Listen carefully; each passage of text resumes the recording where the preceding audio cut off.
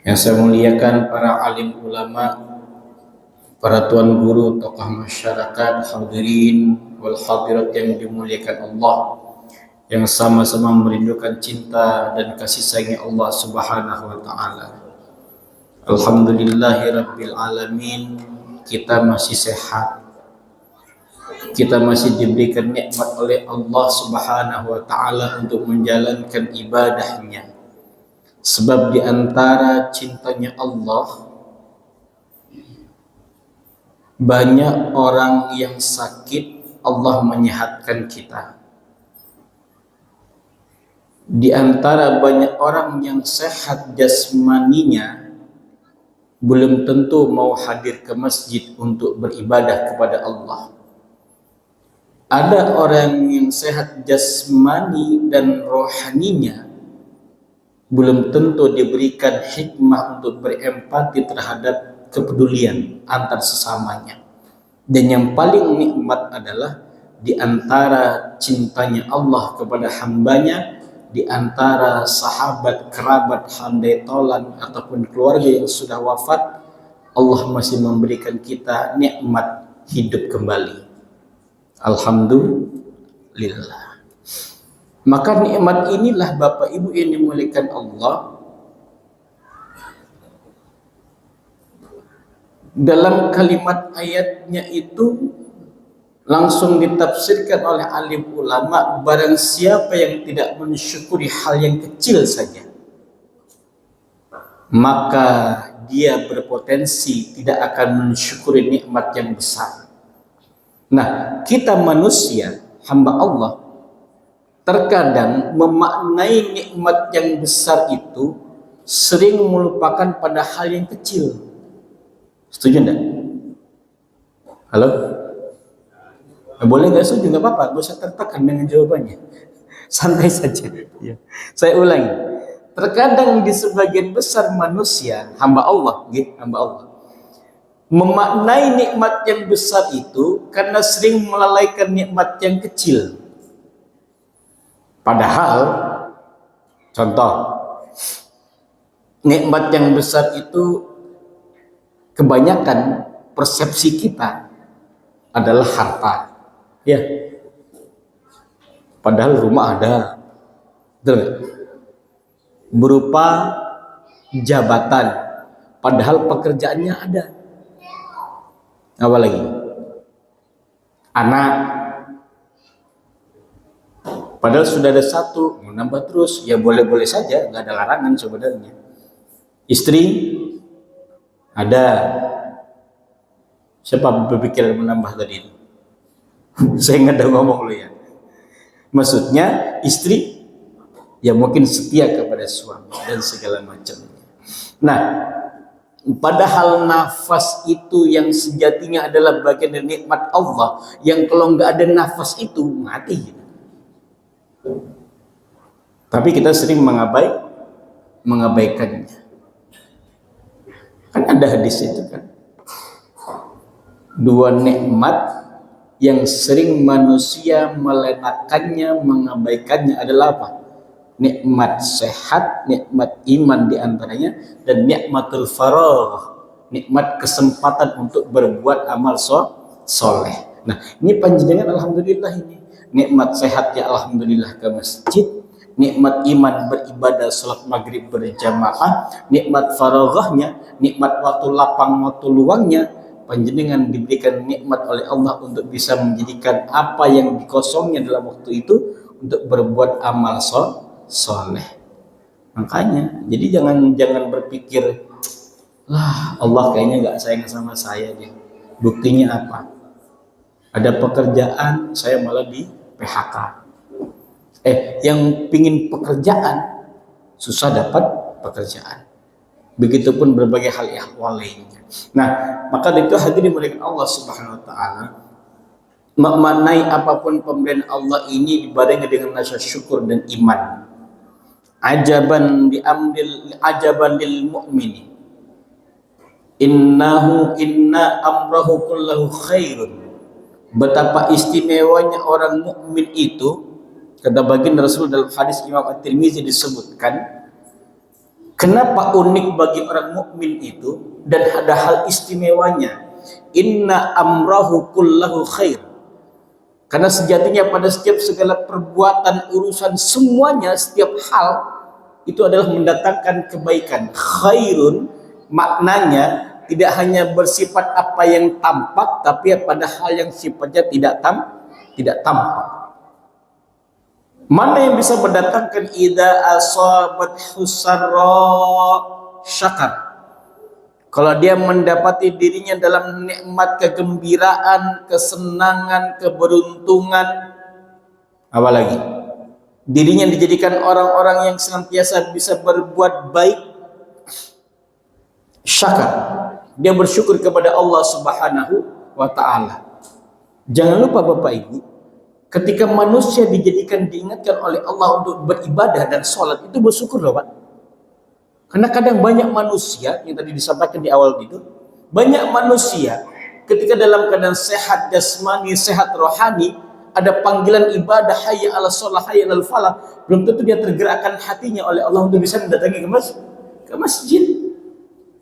Kalau kena ujian, baru rame-rame ke masjid. Makanya jujur, ketika sholat fardu, yang datang sholat kan hitungannya itu aja. Betul. Tapi ketika fardu kifayah, ada jenazah di depan sini, mana banyak yang sholat fardu kifayah? Yang sering dialamin di masjid ini. Halo, ini nyimak nggak sini? Mana Pak? Sholat fardu kan sudah ketahuan orang-orangnya ya. Masih berlaku absen ke Ustaz? Udah ada lagi absennya sudah ya. Nah, ketika fardu kifayah menyolati jenazah, mana banyak kadang Pak? Fardu kifayah yang banyak. Padahal hanya diwajibkan sebahagian saja.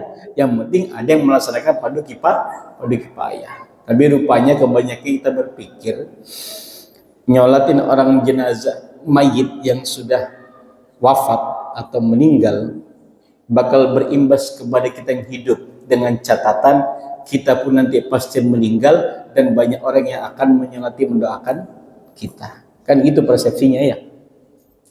Betul. Sebentar. Ini jam 15.12. Tewas jamnya berarti. Kena musibah jamnya. Oh ini benar di belakang. Inilah. Nah, Bapak Ibu dimuliakan Allah, pada kesempatan kali ini izinkan saya berbagi, tidak mengajari ya, mohon maaf ya batin. Karena kalau mengajari kayaknya dari sisi wajah, dari lipatan wajah yang ada di bapak-bapak dan data kalau ibu-ibu ya, kayaknya mengalami sering banyak musibah kayak ini. Tanda-tandanya ini, ya musibahnya macam-macam. Maka pada kesempatan malam hari ini insya Allah, ayo kita ambil petik hikmah. Makanya tadi dikatakan mukmin itu istimewa. Kalau dia mendapati dirinya nilai kenikmatan yang luar biasa, syakar, dia akan bersyukur kepada Allah Subhanahu wa taala. Dan itu menandakan kadang-kadang kita berpikir gini, ya Allah, ternyata Allah maha baik ya. Ternyata Allah itu cintanya luar biasa. Hamba masih diberikan nikmat berupa kebahagiaan. Tapi kebalikannya, wa idza asabat hudarra sabar. Ketika ditimpa dia berbagai macam ujian, cobaan, musibah, penderitaan, hal-hal yang gak enak lah pokoknya, sabar. Karena kadang begini Bapak Ibu, manusia itu ada dua indikasi. Yang pertama, belum tentu kalau ketika kenikmatan yang dia dapat bersyukur, tapi ketika Allah timpakan ujian, maaf, belum tentu bisa bersabar. Ada punya rumah mewah, megah, ya kan? Di kanan kirinya sawah, mobilnya 4 misalnya, usaha gedungnya bertingkat-tingkat, istrinya 1, usah nambah-nambahin. Tapi ketika Allah timpakan ujian, kebakaran, gedungnya roboh. Coba, gak usah jauh-jauh deh. Nabi Ayub itu kan orang kaya. Dalam historical of the prophet, Nabi Ayub itu orang kaya loh Pak. Sawahnya tuh, kebunnya berhektar-hektar itu. Akhirnya iblis bilang, gayanya aja kaya itu, masih mampu beriman kepada Allah. Coba dikasih ujian. Iblis nantang Allah agar menjadikan Ayub itu belum tentu dia beriman kalau dapatkan ujian. Habis hartanya. Apa lihatnya? Indikatornya masih beriman. Dikasih meninggal anak-anaknya, masih beriman. Ditinggal istrinya, masih beriman. Diuji dengan sakit, tetap beriman. Kayaknya kalau kita model kayak gitu sanggup enggak, Pak? Sugih sekarang. Amin ya Allah. Udah ada yang amin gini? Telat, malaikat sudah lewat. Sugih, kaya. Allah timpakan satu aja. Dari 5 cabang anak perusahaan, 2-nya ambrol. Bangkrut, tidak ketulungan. Waktu COVID 2019-2022 ya. Tapi melanda Indonesia 2020. Ada seorang sahabat itu kaya luar biasa, Pak. Istrinya kena COVID. Ditambah dengan penyakit apa yang saling melengkapi itu? Kompilasi. Hah? Apa? Komplikasi. Maaf. Kompilasi campuran. Maaf. Ya, tegang sekali kayaknya Bapak ini. Nah, ditimpa COVID plus kena lemah jantung, harus pasangin jantung, dan dia posisinya koma. Coba. Harta yang dikumpulkan sekian banyaknya harus dikeluarkan. Bilang ke dokter, dok, berapapun biayanya dok, tolong sembuhkan istri saya. Coba. Sampai kalimat itu yang keluar, Pak. Kalau panjenengan udah istri cerewet, suka ngamuk, kena COVID, posisi koma, panjenengan bilang apa kira-kira? Ya Allah, aku ikhlas. Cabut ya Allah. Enggak lah ya. Nauzubillahi min dzalik. Ya. Coba, habis Pak, habis hartanya itu. Yang dia kumpulkan sekiranya bisa membiayai sekian mahalnya pengobatan, dikeluarkan semuanya untuk bisa melihat istrinya sembuh lagi. Nah, ikhtiar bagian paling penting dalam mendapati diri ini adalah ketika sedang dalam musibah. Berpasrah boleh, tapi tetap ikhtiar. Coba misal yang paling gampang deh Bapak Ibu, panjenengan pasti pernah mengalami sakit gigi kan? Pernah gitu? Ya, pernah. Enak apa enggak enak? Enak. Siapa bilang enak itu? Mending mana Pak? Sakit gigi apa sakit hati? Dosa dinyanyikan lagu Meggy Z, enggak usah. Saya coba nanya, mana enak sakit gigi, sakit hati? Ingat pengalaman semua nih, yang dari wajahnya kan pengalaman ini. Mana enak? Kayak dua-duanya enak. Wah, lagi deh. Bahaya ini. Kayaknya berat sekali beban hidupnya kayaknya. Mana enak? Sakit gigi, sakit hati? Oh, ada yang coba angkat tangan sakit gigi. Oh, enggak ada yang angkat tangan. Sakit hati? Maunya apa sih hidup kalian ini, heran saya. Enggak pernah sakit. Masya Allah, tabarakallah. Biasa loh, enggak pernah sakit hati. Saya mending sakit. Hah? Kalau saya pribadi Pak ya, paling enggak ini sakit gigi. Sakit hati masih gampang move on Pak, kalau kita manusia. Iya Pak ya. Diseneni, ngerti gak sih diseneni istri? Dimarahin istri Pak, mangkal istri. Paling kalau kita laki-laki ngapain? Pergi keluar rumah, cari teman nongkrong. Pak, ngopi yuk, hilang sakit hati itu sih. Apalagi yang masih pacaran-pacaran, nauzubillah itu. Istri muyuk-muyuk mana marah, gampang ku tinggalkan, cari yang baru. Astagfirullahaladzim, enggak ya. Tapi kalau sakit gigi Pak, anak dikit rewel, sejam nggak sih? Ya Allah. Sekali lagi, terkadang manusia kalau dalam keadaan baik masih bisa bersyukur, tapi ketika satu waktu dalam keadaan tidak baik belum tentu bisa bersabar. Maka pun sebaliknya, kadang manusia ketika dalam keadaan tidak baik masih mampu bersabar, Allah titipkan baginya kesempatan nikmat untuk dalam keadaan baik, belum tentu bisa bersyukur. Banyak sejarah penambang seperti itu, ya kan? Saudaranya Nabi Musa itu, ya, si Korun itu, waktu nggak punya apa-apa, Pak, Masya Allah, wahai Nabi, cobalah, engkau kan kalimullah, engkau yang bisa langsung berbicara kepada Allah, coba mintakan doa kepada Allah agar bisa mengayakan aku, gitu. Kata Nabi Musa, sabar, ada waktunya bro, dunia aja ini gitu gambarannya, Pak. Tapi engkau kan melihat bagaimana kondisiku, wahai Nabi Allah.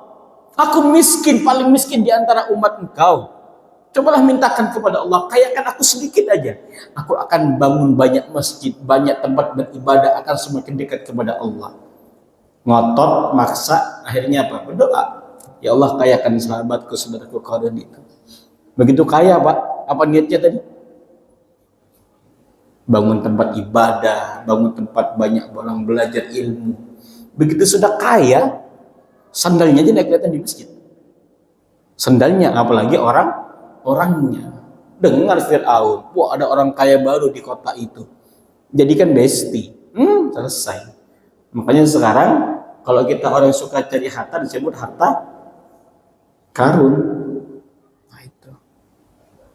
Baik. Nah, bagaimana kita menyiasati, membuka tips dan trik agar ketika musibah itu datang, satu, sedih pasti, tapi jangan jadikan kesedihan itu berlarut-larut.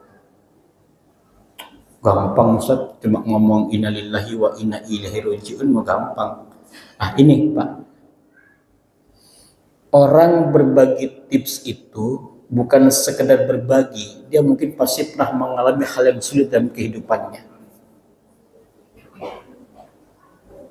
Sahabat kami kemarin itu ditinggal wafat oleh ibundanya, bersedih panjang dia, sampai susah kerja, semangat kerjanya menurun, pekerjaannya banyak yang tertunda. Saya bilang sabar bro, saya dimarah-marahin, enak aja ente bilang sabar, loh ente kira umi ana nggak meninggal kemarin? Nah gitu langsung. Kadang kita menasihati teman itu untuk bersabar, bukan kita tidak mengalaminya. Banyak mungkin pengalaman kita bakal mungkin jauh lebih sedih dari sahabat kita, cuma mungkin kita tidak tampakkan. Menjadikan proses apa yang Allah kasih, apa yang Allah beri, maka suatu waktu pasti Allah akan minta kembali. Kan gitu konsepnya, Pak. Saya ulang, apa yang Allah berikan kepada kita, maka suatu saat nanti Allah pasti akan minta kembali apa yang Allah titipkan kepada kita tadi itu. Makanya perumpamaan paling indah itu adalah paling enak jadi tukang parkir. Ya, bukan masalah maju mundurnya, Pak. Bukan masalah maju mundurnya. Tukang parkir itu kan pekerjaan paling nikmat. Orang semahal apapun kendaraannya, yang jagain tukang parkir kan.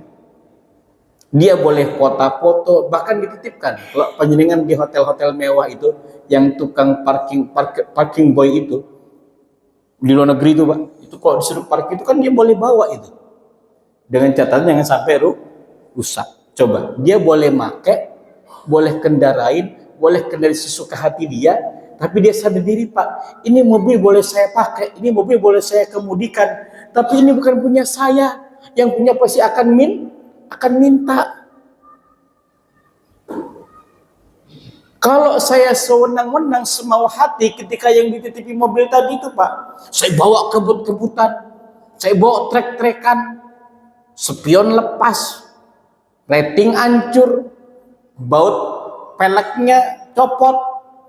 Pas yang punya mobil tahu, marah gak kira-kira? Marah enggak kira-kira? Marah, Pak. Ngamuk. Itulah gambarannya kita. Allah menitipkan Indonesia dengan berbagai macam sumber kekayaan yang luar biasa. Dititipkan kepada kita untuk dijaga. Pakai silakan seperlunya. Gunakan yang ada secukupnya. Jangan kelewatan. Makanya muncul kalamullah pernah menyebutkan zaharal fasadu fil bahri wal bari bima kasabat aidin nas. Tampak kerusakan di daratan dan di lautan itu penyebabnya bukan apa-apa, karena ulah tangan manusia.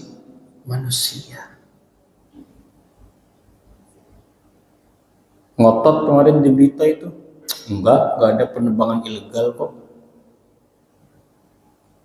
Itu kayu yang dari gunung ke bawah itu potongannya memang kayu yang hancur karena dorongan dorongan air. Tapi pas nyampe di pantai kok potongannya kok rapi, ada stempelnya. Wallahu a'lam bishawab sih. Entah karena satu dan hal saya tidak mau jauh terlalu berkomentar. Paman saya juga kerja di situ soalnya. Ya Allah ya Rabbi Muhammad Rasulullah. Itulah kita. Jadi ketika Allah menitipkan berbagai macam kekayaan di negeri ini, Allah pengen ambil kembali, caranya Allah tuh gampang. Dikasih titipin untuk dijaga, dipelihara, yang gak mau dirusak, Allah kasih balasan. Air yang menjadinya sahabat dalam kehidupan kita, nggak dipakai dengan baik, malah disalahgunakan, disewenang-wenangkan, Allah kirim balasan dalam bentuk yang amat dijauh luar sangkaan manusia. Anak disuruh jaga, dididik dengan baik dan benar, dikasih pendidikan agama, suruh ngaji, belajar fikih, belajar tajwid, nggak dididik dengan baik, Allah jauhkan dia dari keluarganya. Jadi anak yang hilang, jadi anak yang tidak nurut kepada orang tuanya, pergaulannya hancur, kehidupannya tidak teratur, semua maunya dalam kehidupan, tidak pernah pulang ke rumah. Begitu orang tuanya wafat, bingung siapa memandikan bapaknya, siapa memandikan ibunya, karena anaknya entah tahu entah kemana. Coba. Ini ternyata amanah itu berat. Maka yang keberapa sudah ini? Hitung nggak tadi keberapa? Mencakar apa yang dicatat, nggak ada yang nyatat. Berapa deh? Yang keberapa sudah? Dia aja baru duduk di situ. Ya pokoknya saya hitung aja lagi keberapa ya.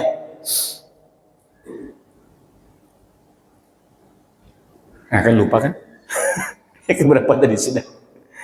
Astagfirullahaladzim. Jadi merasa segala sesuatunya itu adalah miliknya Allah, dan kita mempunyai tanggung jawab. Ikhtiar, yang kedua tanggung jawab. Bapak Ibu dimuliakan Allah Subhanahu wa taala, ketahuilah segala macam apapun musibah yang Allah berikan kepada kita, baik yang menimpa langsung kepada kita atau menimpa kepada orang-orang yang mungkin kita tidak kenal dalam kehidupan bernegara ini, dalam bentukan yang bukan wilayah kita, satu hal yang harus kita pahami, itu Allah bukan benci. Saya ulang, Allah bukan benci. Melainkan bisa jadi itulah tanda sayangnya Allah agar kita saling mengingatkan satu dengan yang lainnya. Waktu kejadian Sumatera, mana yang duluan? Sumatera Utara atau Sumatera Barat? Itu Sumatera mana? Utara. Baru menyusul Barat. Utara, Tapanuli, Aceh, baru ke Padang. Okay. Kalau kita mengambil iktibar perjalanan bagaimana musibah ini terjadi, ketika Tapanuli Utara di Sumatera Utara itu dilanda banjir bandang rob yang besar tadi itu, orang-orang di Aceh kan berempati. Kasihan ya saudara kita di Tapanuli ya. Tapi mereka tidak sadar. Sejurus kemudian Allah timpakan bencana di Aceh. Pun ketika Tapanuli Utara terjadi musibah itu, Aceh dan Padang berempati kan. Kasihan saudara-saudara kita ya. Mereka tidak sadar ketika Tapanuli kena, Aceh kena, menyusul Sumatera Barat. Gambarannya adalah musibah tidak pernah mengenal waktu. Musibah tidak mengenal waktu. Ini yang kadang menjadi pembelajaran bagi kita Bapak Ibu dimuliakan Allah Subhanahu wa taala. Terkadang kita itu ngoyo loh ya. Tahu ngoyo enggak? Terlalu mengejar dengan kesungguh-sungguhan untuk menggapai sesuatu. Yang mendapatkan sesuatu itu kita tahu. Ada masanya, ada waktunya. Contoh, ketika panjenengan masih seorang karyawan, panjenengan bisa tahu ukurannya kapan naik jabatan dan pasti ada waktunya. Kapan kenaikan gaji, kapan ada THR, kapan ada bonus insentif itu turun, ada waktunya. Kapan diangkat menjadi kepala bagian, kepala divisi, direksi, manajemen, CEO nggak mungkin kayaknya, karena karyawan, kecuali punya usaha sendiri. Nah, itu ada waktunya. Sampai bisa tahu momentum-momentum itu bisa menggapai itu karena ada waktu, ada perhitungannya. Tapi yang namanya musibah tidak pernah menunggu ada kata waktu. Yang paling dahsyat itu ketika Aceh tsunami, di Jogja kan lagi galang kemanusiaan. Sejalan sejurus berapa minggu berikutnya, Jogja kena juga kan. Nah, berarti musibah tidak pernah mengenal waktu. Hari ini kita berempati, hari ini kita menggalang dana kemanusiaan, hari ini kita ikut berduka kepada saudara-saudara kita yang di Sumatera sana. Ternyata kita tidak sadar, bisa jadi musibah itu juga akan menimpa kita. Gambarannya hadirin dimuliakan Allah, kalau orang lain mendapati musibah, entah kita kenal ataupun tidak, pastikan, sadarkan, yakinkan apa yang dialami oleh orang lain, suatu waktu kita pun juga akan mengalaminya. Karena semuanya hanya nunggu giliran. Yang namanya giliran bukan absen. Yang namanya giliran bukan faktor usia. Yang namanya giliran bukan faktor keberuntungan atau kesialan. Yang namanya giliran tidak mengenal tempat, tidak mengenal sebab, tidak mengenal waktu. Ala wahiyya al-maut. Coba di keliling kita nih, ada yang baru meninggal baru-baru ini kan? Ada? Muda, tua? Ada? Gak ada? Dan yang mau antri. Karena persepsi kita itu wajar, usia sudah tua, sakit-sakitan, mati itu besok itu. Belum tentu. Yang ngomong itu kadang-kadang. Makanya kalau dengar ceramah itu jangan tersinggung, Pak. Saya pernah ceramah di kampung di luar Balikpapan, tersinggung orangnya, besoknya mati. Saya bilang, bukan karena tersinggungnya ceramah saya, tapi yang waktunya sudah mau mati. Yang undang Ustaz Lukman lagi tuh, bahaya itu. Tersinggung lagi, besok banyak yang mati. Wah, gak diundang juga. Besoknya saya telepon lagi. Ustaz datang loh, katanya takut tersinggung. Gak apa-apa Ustaz, yang tersinggung sudah mati duluan orangnya. Angel.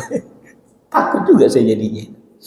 Ya Pak, ingat, musibah tidak pernah mengenal waktu. Dan pahami, sadarkan bahwasanya kita pasti pun menunggu giliran. Walanabluwannakum bisyai'im minal khawfi wal ju' wa naqsim minal amwali wal anfusi was samarat wa basyiris sabirin. Walanabluwannakum. Ingat, kalimat lam di sini dalam ilmu tafsir kaidah bahasa Arabnya menandakan kami pasti akan menguji. Saya ulang, Walanabluwannakum kalimatnya apa? Pasti akan menguji. Maka lamnya sini adalah lam yang sifatnya kesungguhan. Allah pasti akan menguji. Dan sifatnya itu Pak, walaupun secara redaksinya berurutan, tapi tidak harus berurutan konteks kejadiannya. Minal khaufi wal ju'i, ya kan? Wa naqsim minal amwali wal anfusi was samarat. Nggak pandang 5 urutan ini nggak harus berurutan. Bisa jadi wal amwal di depan, bisa jadi wal anfus di belakang, ataupun dibolak-balik sebenarnya. Tapi yang paling pasti adalah yang kita akan hadapi itu adalah minal khauf. Ada kekhawatiran, ada ketakutan. Jujur Bapak Ibu, mati takut atau berani?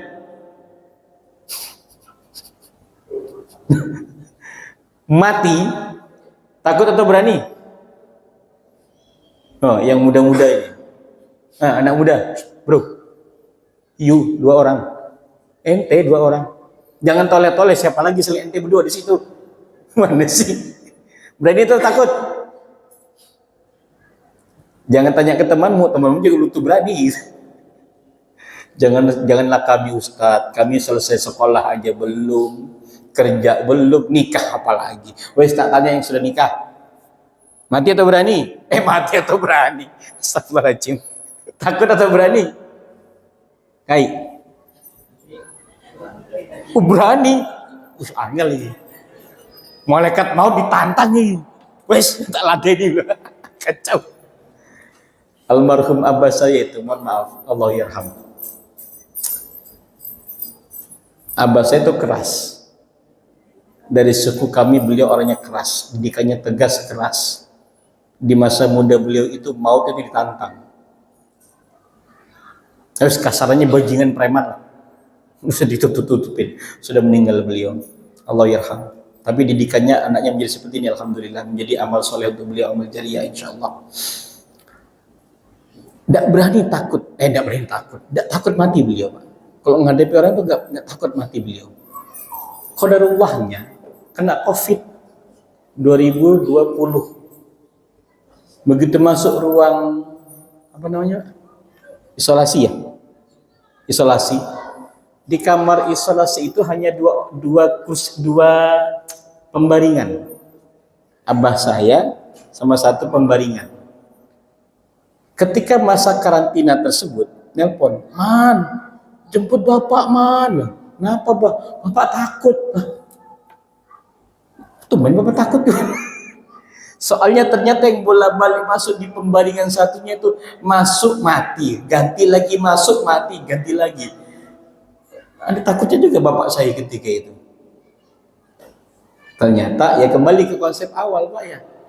Karena misteri wafat itu waktu nggak tahu, penyebab nggak tahu, di mana nggak tahu.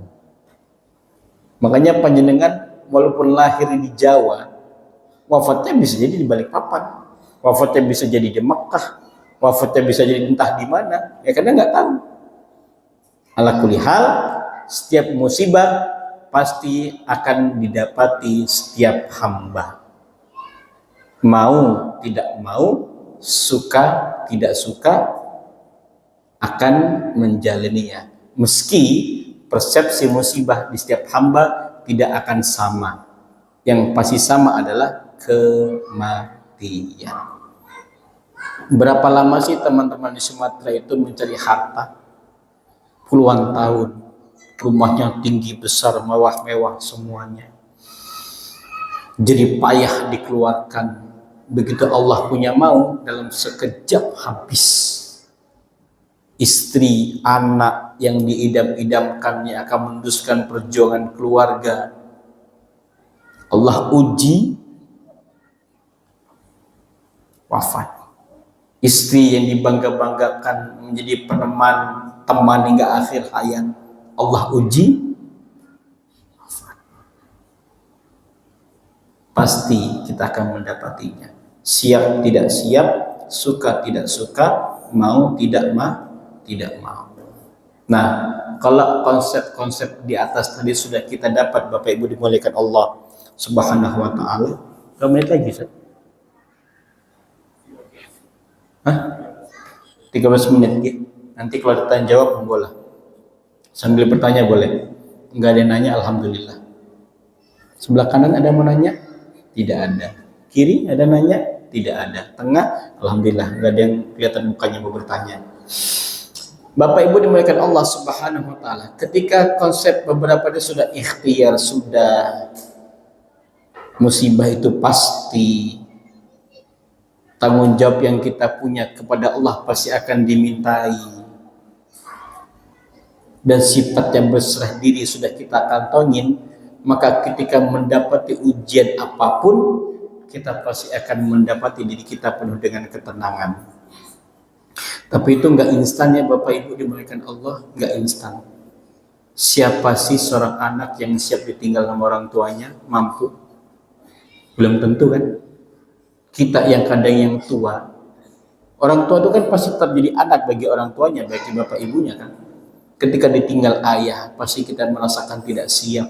Apalagi yang masih kecil-kecil anaknya. Kita saja yang kadang dewasa ketika abah meninggal, abah wafat, umi wafat, gak siap kita.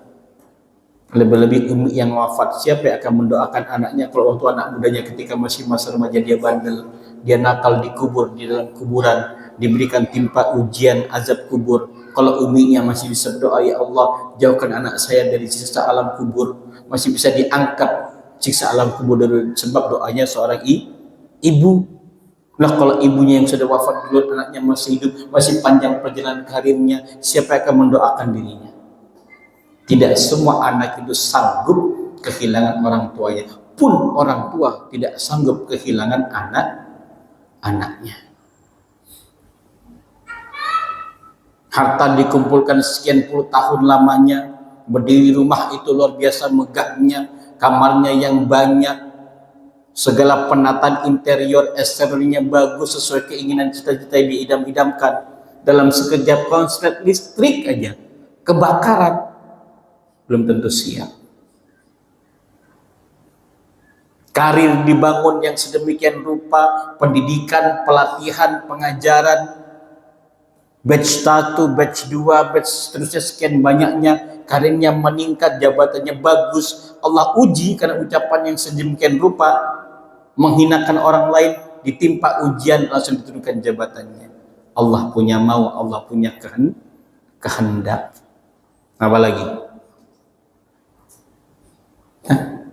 Banyak contohnya di tengah-tengah masyarakat kita, dan itu sudah terjadi. Afala tatafakkarun, afala tadhakkarun, wahal min mudzakir. Kenapa enggak melihat kejadian itu sebagai patokan kehidupan kita untuk belajar? Kenapa yang dialami musibah orang lain kita kok enggak belajar? Lagi munculan belakangan itu Pak, video di wilayah-wilayah mana itu kan, dari gunung ini pas dilihat dari Google Map itu kan, wilayah ini kalau banjir terjadi akan turunnya ke sini, itu kan masuk perumahan pemukiman semuanya. Rusaknya suatu negeri bukan karena tidak ada orang baik, bukan tidak ada orang benar, tapi rusaknya satu negeri karena ada orang baik dan benar cuma diam ketika bencana terjadi. Ayo Bapak Ibu dimuliakan Allah Subhanahu wa taala, kalau ada kemaksiatan di sekitar kita, meskipun bukan urusan kita, meskipun bukan tanggung jawab kita, ayo kita sama-sama berbenah. Jangan biarkan. Apaan lo? Yang mabok-mabok gue, yang beli minuman gue, yang rusuh-rusuh gue, apa lo ikut-ikutan lo? Kadang kita negur orang yang salah Pak, yang salah lebih galak daripada kita Pak. Allahu Rabbi Muhammad Rasulullah. Betul, yang mabok ente, yang punya uang ente, yang punya gawean ente. Kalau Allah murka turunkan bencana, emang yang mati ente doang? Banyak yang kena. Ya itu tadi kejadiannya sekarang. Yang punya usaha dia, yang melanggar dia, warga nggak ikut-ikutan, tapi Allah turunkan bala, turunkan musibah. Apa yang melanggar doang yang kena? Ya ibarat kita kan penumpang sebuah kapal besar, kena dek paling bawah yang paling rusuh, Daripada capek-capek naik dek atas untuk minum air, kenapa nggak dilubangin aja kapalnya, pinggir kapal kan ada air, meskipun asin, yang penting minum. Itulah gambarannya. Kalau kita biarkan apa yang ngebor kapal itu yang kena korbannya. Satu kapal ya hancur, tenggelam, jadi korban. Nah, bagaimana memodifikasi agar apa segala macam musibah tadi itu bisa menjadi pelajaran yang berharga. Ingat, setiap yang namanya ujian, musibah, Bapak Ibu dimuliakan Allah, itu penanda bahwasanya setiap luka itu mengajarkan kepada kita untuk naik kelas. Saya ulang, setiap luka itu mengajarkan kepada kita untuk naik kelas. Ada kalanya musibah itu menjadikan kita orang yang semakin belajar hikmah kalau dibarengi dengan rasa syukur, ilmu, iman. Tapi kalau tidak didapat dengan rasa syukur, bagian dari cintanya Allah yang kita pahamin, maka akan semakin menjatuhkan kita dan menjauhkan kita daripada Allah Subhanahu wa Ta'ala. Contoh yang paling sederhana, Bapak pergi sholat Jumat, ya, pakai sendal bagus. Sholat Jumat sendalnya bagus apa jelek? Sendalnya kalau Jumatan bagus apa jelek? Atau sendal jepit itu, nggak boleh nyebut merek karena nggak disponsorin soalnya. Pokoknya depannya S, belakangnya W, swallow. Ayo, yang dibawa yang mana Pak? Yang bagus apa yang jelek? Yang jelek. Begitu sholat Idul Fitri, yang bagus apa yang jelek? Padahal sunnah loh itu. Sunnah loh itu. Lo ingat, Idul Fitri sunnah loh ya. Yang ini wajib nih. Sudah sholat setahun sekali, bajunya paling bagus. Apa ini? Sejadahnya paling baru. Beli di Permadani karpet lagi, yang tebal pokoknya. Sandalnya paling baru, sarungnya baru, gamisnya baru, sholat terlambat lagi. La ilaha illallah Muhammad Rasulullah. Itu pun yang sunnah lagi. Ada yang kayak gitu di sini? Banyak. Allahu Akbar. Padahal apapun yang setiap kita pakai itu akan dimintai pertanggungjawaban sama Allah Subhanahu wa Ta'ala.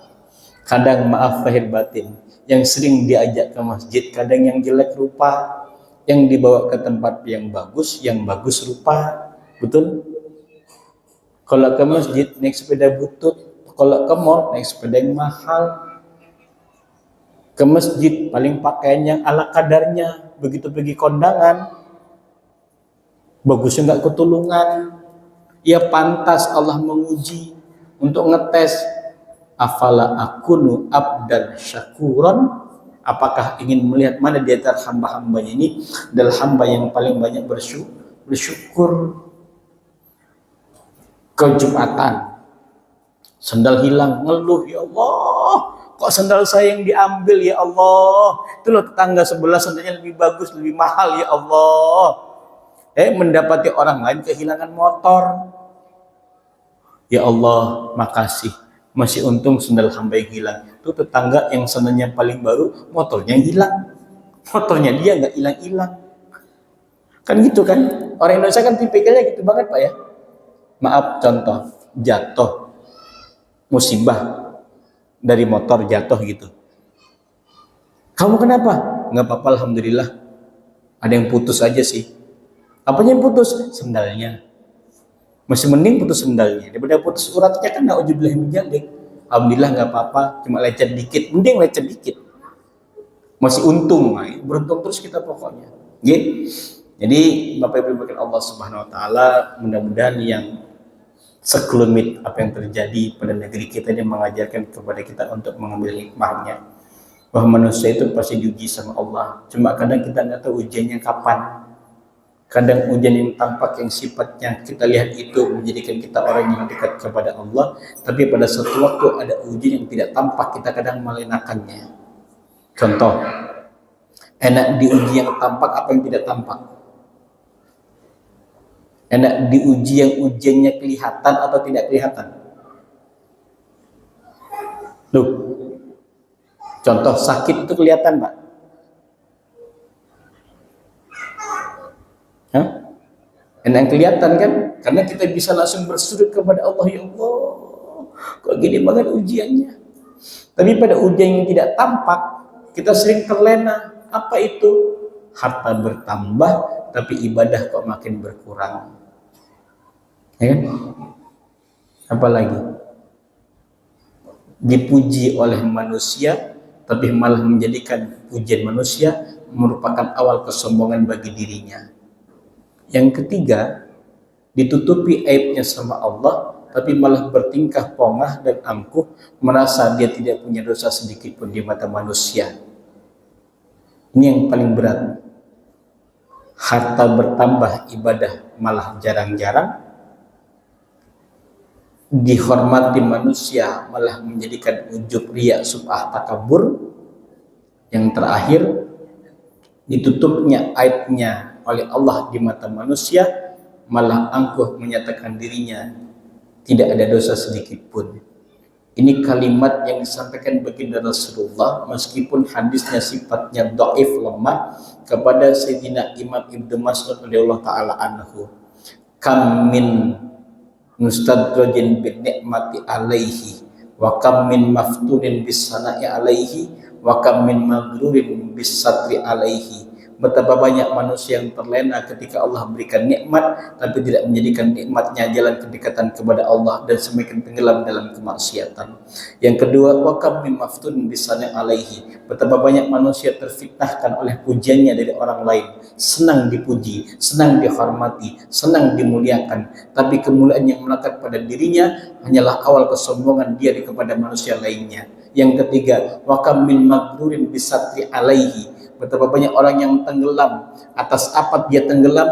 Atas ditutupnya semua aib-aibnya di hadapan manusia. Ia merasa dirinya penuh dosa, betul, tapi menyadari bahwasanya aibnya ditutup sama Allah, ia malah makin melaksanakan dosa-dosa yang lainnya. Na'udzubillahi min dzalik. Ingat, sering panjenengan dengar, kadang kita baik di hadapan manusia bukan karena memang kita baik, tapi karena Allah yang maha baik yang menutupi aib-aib kita di mata orang lain. Oke, sampun. Just. Oh, pas ya? Masya Allah, tabarakallah. Oke, berarti pas ya. Sayap kanan nggak ada pertanyaan, cocok. Sayap kiri kelihatan juga nggak mau bertanya. Sayap tengah, mudah-mudahan ada hikmahnya. Mudah-mudahan kita berdoa kepada Allah, semoga Allah menguatkan iman kita, mengharmoniskan rumah tangga kita, menjadikan pasangan-pasangan kita insya Allah pasangan dunia dan akhirat, menjadikan anak-anak kita yang soleh dan solehah, dan menjadi qurrata a'yun, kebanggaan orang tuanya ketika hidup dunia ataupun di akhirat di hadapan Allah Subhanahu wa taala. Hadallahu wa iyyakum ajmain. Ihdinas siratal mustaqim. Wabillahi taufiq wal hidayah wal inayah. Wassalamu alaikum warahmatullahi wabarakatuh.